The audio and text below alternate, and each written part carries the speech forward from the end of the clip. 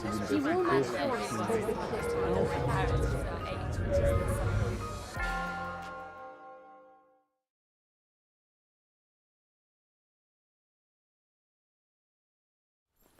you very much. It's my pleasure to be here with you, and of course, great news in the meantime. I cannot top that. In fact, I have told the organizers that since I was absolutely convinced that Suzanne and Michael are going to give you very, very detailed and very precise observations and some hint of the theories of extrasolar planets and life, I will actually just present mostly speculations and philosophical thoughts because I wanted to be somewhat different from them, and I cannot actually compete with them in terms of the details. So I call this our place in the cosmos, and I really mean our place, and by that I mean us humans, our place in the cosmos. So, you know, we do live in a solar system which has 8, maybe 9 planets, but I'm not holding my breath because, you know, it would take a while to confirm. And we had such stories in the past. There was a planet Vulcan that people claimed that they have even observed, which turned out to be nothing. So maybe there is a giant planet with a period of 20,000 years, but maybe not. So we'll have to wait and see. What turned out to be rather interesting, I think, is actually that this demoted planet, which is now only a dwarf planet, turned out to be much more interesting than anybody expected. This is the surface of Pluto, and it is extraordinarily rich, and it has these ice volcanoes and things like that, and also on different phases, it shows very different appearances. So we live on a small planet in an interesting system with 8 or maybe 9 planets, and even the one that is now only a dwarf planet turns out to be really quite interesting. Now, there is another thing that happened in this business of search for life and so on in the past year, and that is that on Mars, we seem to have discovered evidence that there occasionally is liquid water on the surface of Mars. And the evidence for that comes from, look at this area here, and now look at the same area there, and you see these tracks which appear to show that something was flowing there from the residues that they left, so that it could be that occasionally water is actually flowing on the surface of Mars. I found it really interesting, you know, that we look at tracks like this and to signify the potential presence of water, and we relate this to life. And, you know, there is this Catalan painter, Joan Miró, which painted this, Birth of the World, and look what he painted here. You see, what he did was he actually poured the paint over the canvas and made the canvas uneven so that it created these tracks. And this he painted for how life appears in the world. I find that interesting. The planet that is still probably the nicest in our solar system is Saturn, and I put this short film here which shows a few of its satellites passing in front of it, and you see how they cast a shadow, because, you know, we talked about transiting planets and so on. These, of course, are transiting moons, but look how beautiful you see those shadows that appear on the surface of Saturn, and they move across. So I still find this planet particularly interesting. In any case, as Suzanne and Michael explained very nicely, we now know that there are many other planets, and this is one that has been imaged. This is the star Fomalhaut, and you can see the track. It's not entirely clear if that's the planet or some dust of cloud around it, but there are planets now around other stars. So let me just recap for a second. We live on a rather small planet around this ordinary star, and now we know that there are other planets. But not only we know that there are other planets, we know how they form. They form from clouds of gas and dust. By the way, whenever you see an image like this, and this comes, of course, from Hubble, that's the Eagle Nebula, I don't know if some of you noticed this, but the pillars of these gas and dust always actually are in the direction of some very bright stars, which in this case they are just at the top of this image.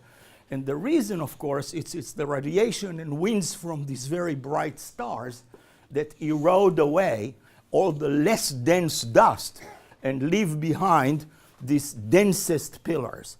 And new stars are being born here. There is one other thing, since I'm talking about humans and how we perceive the universe. You will notice that every time Hubble presents an image like this, the pillars are presented like this, as if they are standing up. And the reason for this is again the fact that here Thomas Moran, for example, caught this image from the American West, where we are actually used to seeing pillars of this type. And because on Earth we actually have a preferred direction, which is done by gravity, we like to show things standing up like this, just like this thing here. Now, Suzanne showed you the statistic. I just saw a diagram here, which is about a year old, because I couldn't find actually an update of this diagram to this year. But there are thousands of planets that we have discovered. Many of them are sort of the size of Earth or a little bit bigger than Earth. And by the time you scale this to all the stars in our own Milky Way galaxy, you get something of order 1 billion maybe Earth-sized planet orbiting stars that are a bit like the Sun or somewhat smaller, like M stars, in the habitable zone. So not only are we on a very small planet in a rather average system, but in fact, there are maybe 1 billion systems like ours in our galaxy alone. So that makes our physical significance, and I emphasize the word physical because I will get to something else later, our physical significance appear somewhat less special. Now, I said that we are in our own galaxy, the Milky Way. We are, by the way, in a slightly special place in our own galaxy, namely we're close to co-rotation in the galaxy where we are. And that actually does relate to the way we pass through spiral waves in the galaxy. And some of you may know that there is even one person, at least, who with his collaborators claims that climate change is actually not due to humans mostly, but due to this passage through the spiral structure of the galaxy, which increases cosmic rays, and that affects the climate. I will tell you, I don't believe it, but I've read those papers and they are not stupid. So, remains to be seen. So in any case, we live in a galaxy, and in our own galaxy, we are about 2/3 of the way out. We're not anywhere towards the center. Now, there are other galaxies other than ours, of course. We live in a barred spiral, a little bit maybe like that one, although that's an extreme case, NGC 1300, but a barred spiral. There are other galaxies. There are elliptical galaxies, which are much older than ours. There are very active galaxies, which throw gas into space and so on. But my point is that there are many galaxies. And in fact, we know about how many, because we have taken images like this. This is the Hubble Ultra Deep Field, where you take the Hubble Space Telescope and you point it to a point in the sky, to an area of the sky that's not much bigger than maybe the area you see through a drinking straw.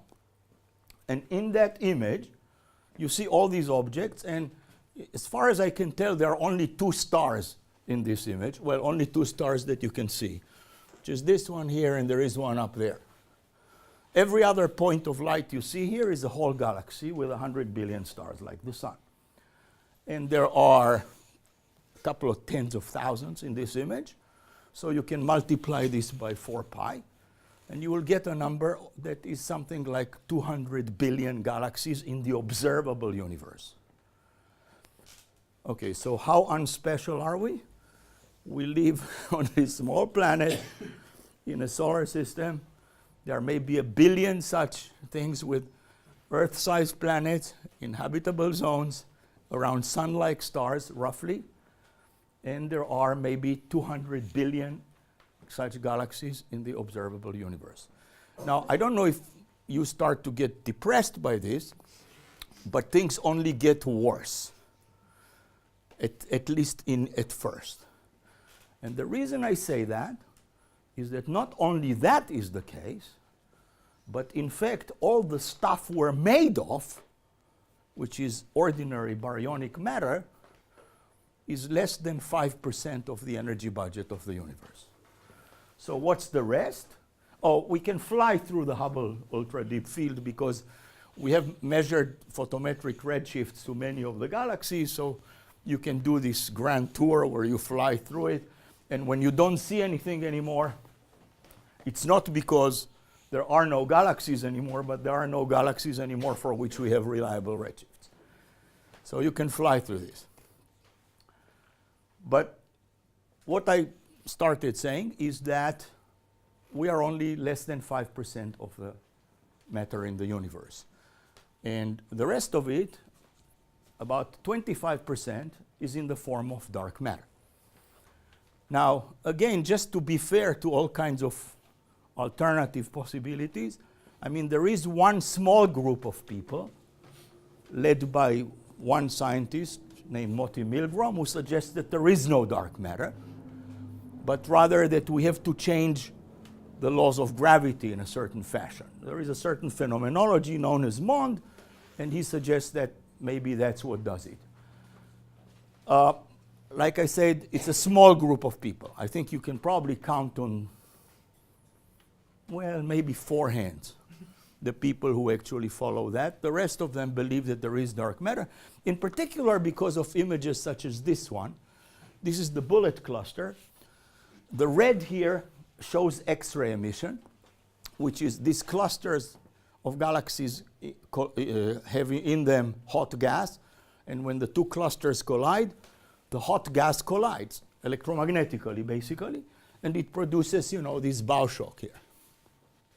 The blue stuff here is actually, we use gravitational lensing, another one of Einstein's predictions about what gravity does, that it bends the path of light, to map the dark matter, and that's the blue stuff here.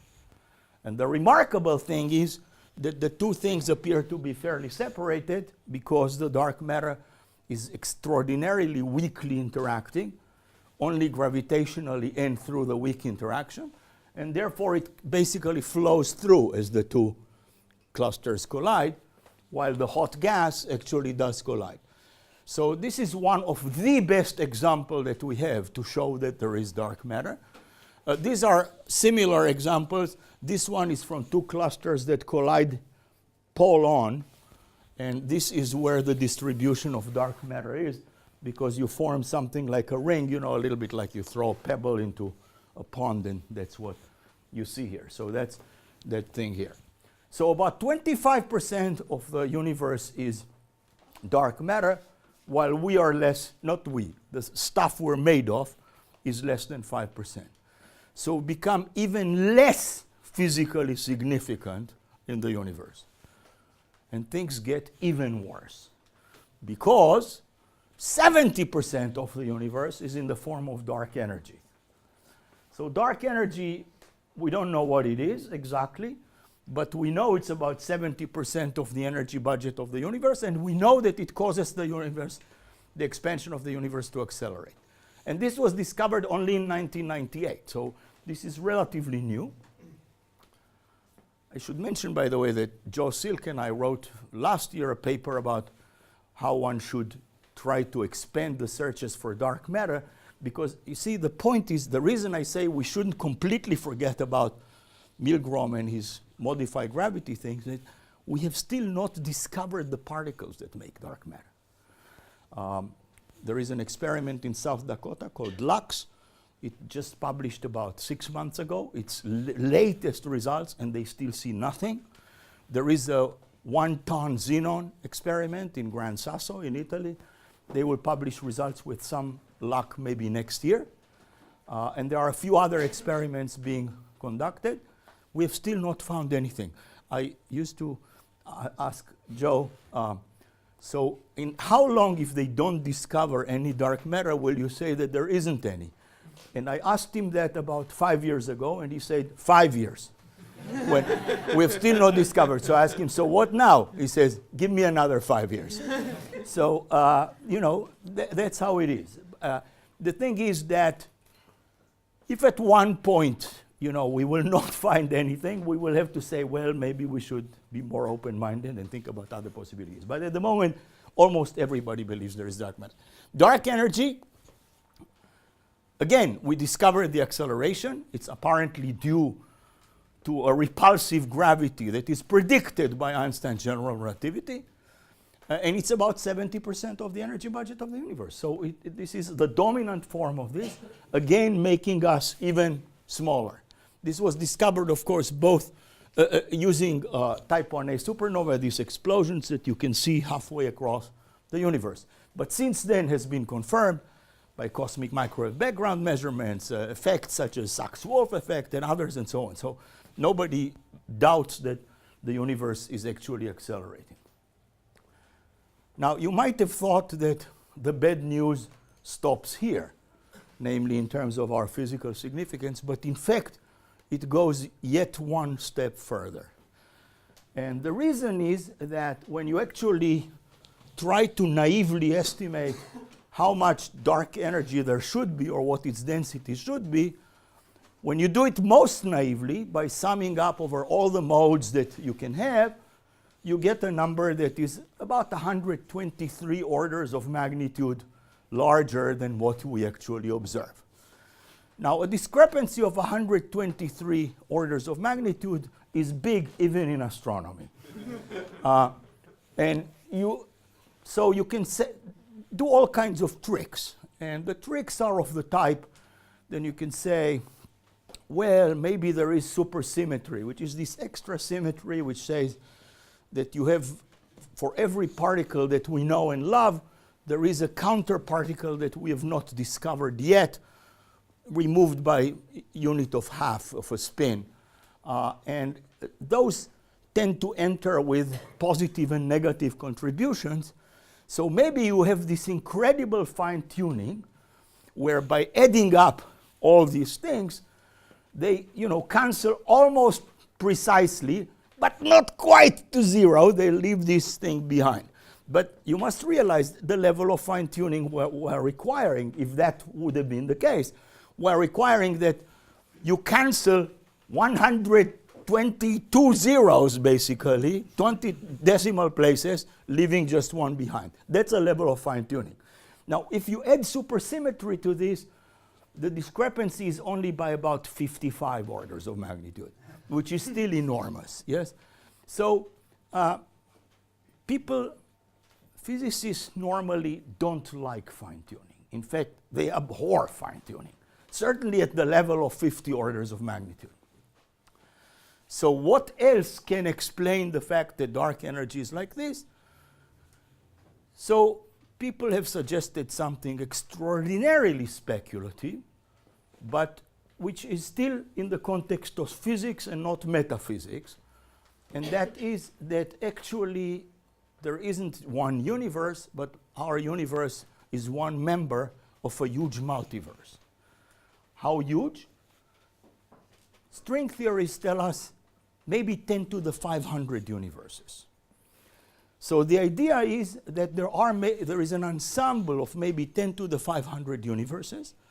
We live in one of those.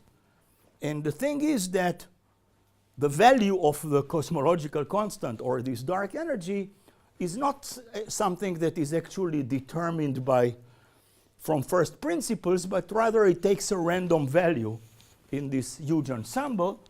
And if you have such a huge ensemble, you're going to get all kinds of values, including values that you think are very, very strange, but are still consistent with forming galaxies, stars, planets, and life. So the idea then is that there is this multiverse. Now, the reason I say it is speculative physics and not, some people think it's metaphysics, but it's not. And the reason it's not is that, first of all, it does make one actually quite distinct prediction. And that is that our universe should have a negative curvature at the level of 10 to the minus 4. Now, we cannot measure that today. But it makes a prediction that in principle can be measured. In addition, you see, there are things, this is why I said, I'm starting now to philosophize. Karl Popper taught us that theories should be falsifiable, namely that you should be able to make predictions that can be tested and falsified by observations or things. The thing is, you see, that without knowing it, we have already gone beyond what Popper asked us to do. Because, for example, just to give you a small example, we all believe that there are quarks, but in fact we have never seen a free quark.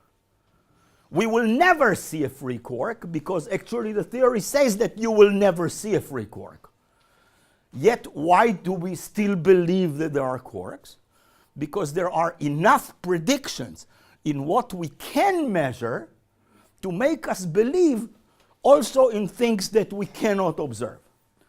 So the multiverse is in that type of situation, namely, if it will make enough predictions in the observable part of the universe, it hasn't yet, but if it will, then we have to be prepared to believe its predictions also outside the observable parts of the universe. Oddly enough, again, some artists actually have anticipated what I'm talking about here. And Vasily Kandinsky painted this painting, which looks just like my picture of the multiverse.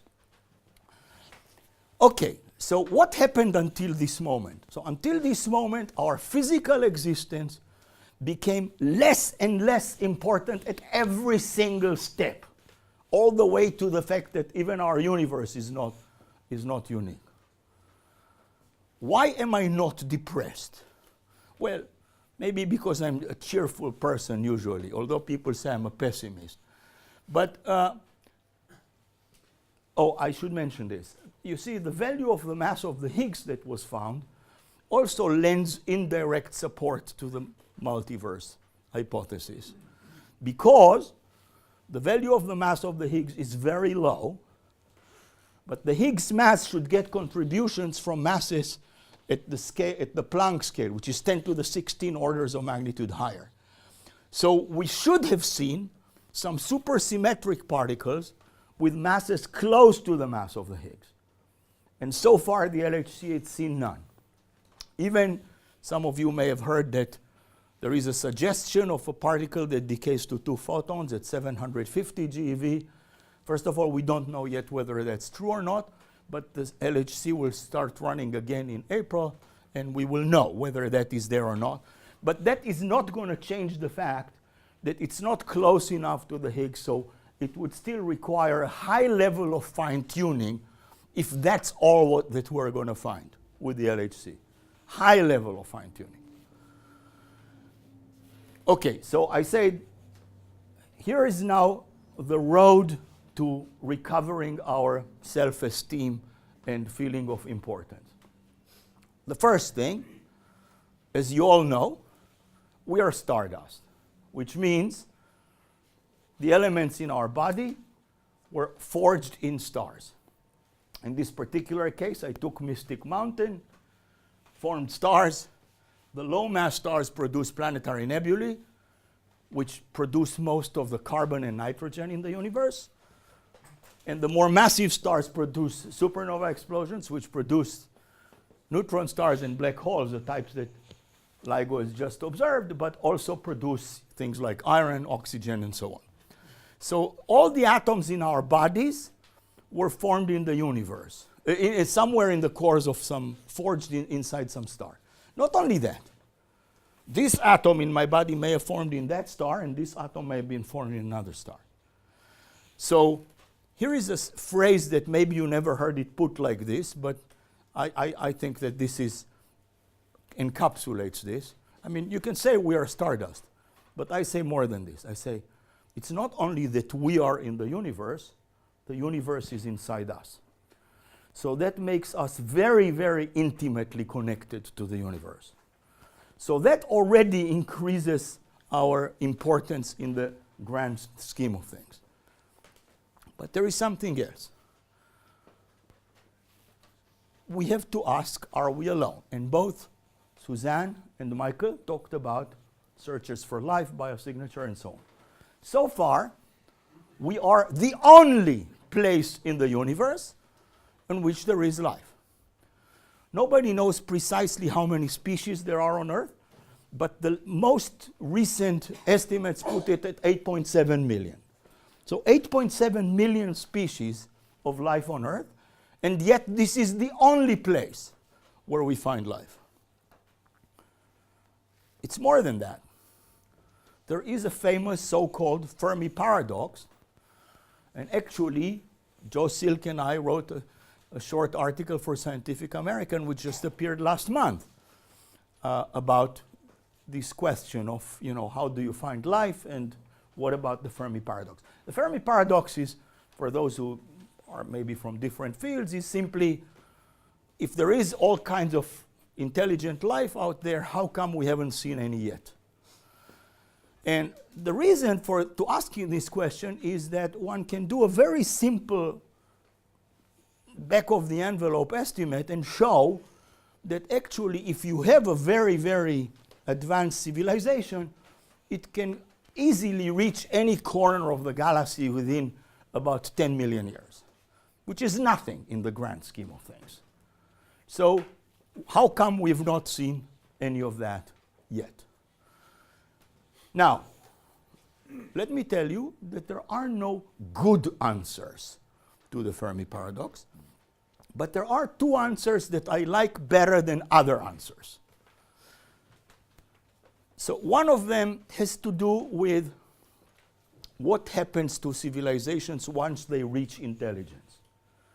And some of you may have read books by Ray Kurzweil and other futurists, which say that at some point in a not too distant future, he would say in less than 100 years, actually there will happen what he calls the singularity, namely you get artificial intelligence that surpasses humans. If that will indeed happen, then that means that the biological form of advanced civilizations may be a relatively short-lived phase in the life of civilizations. And the advanced civilizations in the galaxy may not be of the biological form at all, in which case to find them, maybe we don't have a clue how to even look for them. So for example, there is this breakthrough listen that was announced last year. This is an advanced SETI type thing, $100 million put into that. The UK is a very important part of that. Maybe they will find nothing because they don't know what to listen to at all. So that's one possible solution to the Fermi paradox, which I think is reasonable. I don't know that it's true, but it's reasonable. Another one is that there are some filters. There is a bottleneck which stops civilizations from getting too advanced. And that bottleneck could have been in our past, let's say in the transition from unicellular to multicellular life, in which case, if that's true, then maybe we are the first or one of the very first civilizations in our galaxy to actually reach an advanced stage. Now, that would make us extremely special. Imagine, we are the first intelligent civilization in the galaxy. So that's one possibility. There is a second possibility which puts an even harder burden on our shoulders. And that is that the filter is in our future, which means that advanced civilizations somehow annihilate themselves. They never reach that stage where they can populate the entire galaxy. Now that means that we are doomed. And therefore, we have the responsibility to maybe show that maybe we can pass that filter. Makes us extraordinarily special, right? Now, there are things that are related to the actual search for life. This is the geological history of the Earth. Everything that we call history is within that black line there. But the point is that had we actually looked at Earth when the Earth was less than 2 billion years old, we would not have found life on Earth. We would not have found those biosignatures that Suzanne was talking about. We would not have known that this is going to be a place with life. Because to detect life remotely, you need life to actually dominate the atmosphere. And dominate it in such a way that you can remotely detect that. Now, in a paper I did last year with Rebecca Martin, we actually looked at this question, and Suzanne touched on this as well, on how special is the solar system. Now, I'm not talking about small details, but in the big things. And in the big things, the solar system is not so special compared to other extrasolar planets. But there were two things which we identified which do look to be special. Now, I have no idea if these things have anything to do with the emergence of life, but they are a bit special. One is the fact that the solar system has no super-Earths, no planets with masses of 10 times the Earth. The solar system does not. About 60% or more of extrasolar planet systems have super-Earths. We don't. The second thing is if you look at the orbit of Mercury in the solar system, which is this thing here, you cannot see anything on this thing, okay? It's this thing here. There is nothing in the solar system inside the orbit of Mercury. But if you look at all the other systems, there are lots of systems that have a lot inside the orbit of Mercury. Now, why is that? So, Michael described to you the supertack, a scenario in which Jupiter moved all the way in with Saturn, cleaned the inner solar system, then moved back out, and so on. This could happen, but for my taste, it has too many moving parts. So in a second paper I did with Rebecca, which is just in press now, we looked at the possibility that the solar system actually had super-Earths, which did form in the inner region of the solar system. They cleaned the inner region, but the super-Earths were swallowed by the sun. Now, it turns out that also requires some fine-tuning in terms of the densities in the disk. But it's not an incredible fine-tuning, but a certain level of fine-tuning. So I don't know if our solar system is special, but certainly this business that there is life makes us somewhat special. Now, there is another reason why I think we shouldn't be depressed by our apparent physical insignificance. And that is where I get really philosophical. You see, do you know who this is? This is Copernicus, yes? Before Copernicus, we thought that the Earth was at the center of the universe. When Copernicus discovered what he discovered, this was the first time we realized that we were not at the center of the solar system. In other words, if you like, before Copernicus, we were at the center of the solar system. Copernicus told us that we're not. Before Darwin, we thought that humans are at the head of some pyramid, that it is something, requires something really special, that it's like a ladder that you have to climb up and go. Darwin taught us that no, we are just a normal product of evolution. And we are actually not more evolved than anything else that exists together with us. Most of the species that were ever on Earth have become extinct.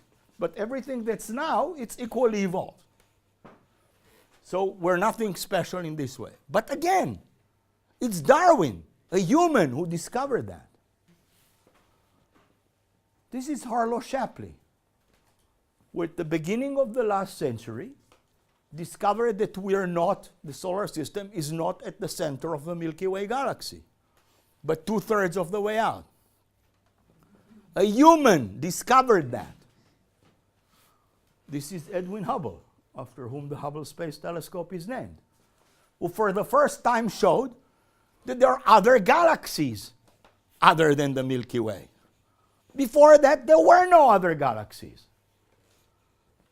And in fact, with his namesake telescope, is how we got these 200 billion galaxies. And this is Alan Guth, who came up with this theory of that the universe has undergone this inflation when it was a tiny fraction of a second old. And it is actually that theory that leads to the speculation of the multiverse.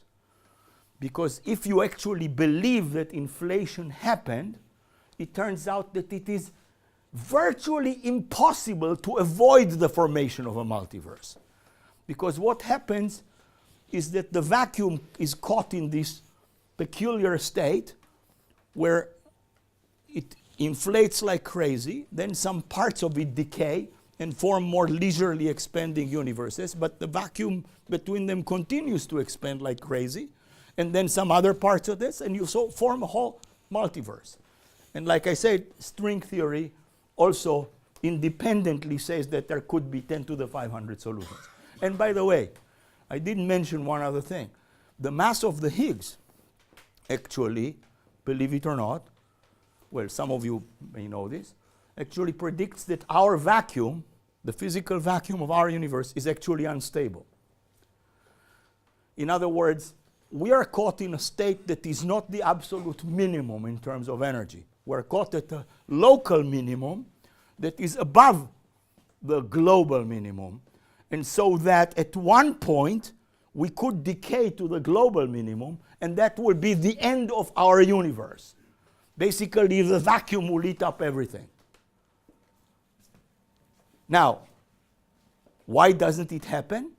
Because those same solutions show that this happens on a very long time scale. And some people see in the fact that we are unstable, but on a very long time scale, as another indication that, you know, we have to be members of a multiverse to have such strange values. So we didn't know any of this before Alan Guth discovered it. In other words, what I'm saying is that every step that I described in terms of our physical significance becoming smaller actually happened because of a simultaneous step in human understanding which expanded our understanding. That's how every step that I described happened. It was a human that discovered that thing. In other words, our physical existence diminished precisely as fast as human understanding expanded. So in that sense, we are extremely central to all of this. So let me finish with this drawing by Leonardo, because Leonardo didn't know any laws of physics, because none were formulated before his time. So he formulated 4 laws of mechanics, which were all wrong. But that's not important, that they were all wrong. The important point was that he wrote multiple times that those same laws have to describe both the microcosm, which to him mean, for example, human anatomy, and the macrocosm, which to him meant the universe at large, the universe that he knew at large. He did this without knowing any laws. What we have now discovered, and by the way, today only showed it so beautifully again with the discovery of gravitational waves, is that indeed we have now shown that we have a set of laws that describe both the tiniest scales and the largest scales. And that all came from the human brain. So that's why you shouldn't get depressed, because we are very, very central to all of this. Thank you.